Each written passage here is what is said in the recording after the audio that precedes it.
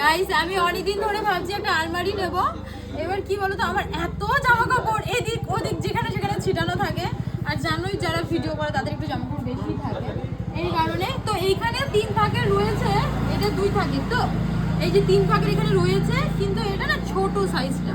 আর এখানটায় আছে দেখো, এখানে কালারগুলো এই যে এগুলো হচ্ছে কোম্পানি না, 7 বছরের গ্যারান্টি আছে। আমার হচ্ছে তুমি কালার এখনো ডিসাইড করতে পারছি না, এই 3টে রয়েছে সব দিকে চড়া কুচাকুচি শুনবে না তুই কবি।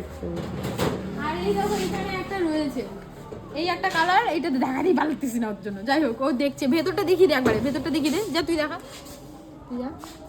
এই যে আমি পূজা এসেছি, ভেতরটা দেখা একবার কি আছে। এই যে, আর এখানে দেখো চুড়ি রাখার একটা রয়েছে, এখানে সব জামা কাপড় রাখতে পারো, কোটি কোটি টাকা রাখবে, কোটি টাকা। আর ওই সাইডে ওই লাইটও সিস্টেম রয়েছে, এই সাইডেও রয়েছে। এবার আমার জামা কাপড়গুলো যদি শান্তিমতো নেব, যদি কম নেয়, এই যে দাম যদি কম নেয় তাহলে নেব। হ্যাঁ, এইবারে যে এই কালারটা দেখো। আর সৌরভ বলছে কি আমার নাকি বিয়ের জন্য আমি নিচ্ছি। তোমরাই বলো গাইস, আমার বিয়ে ঠিক হওয়ার কোনো নাম নেই।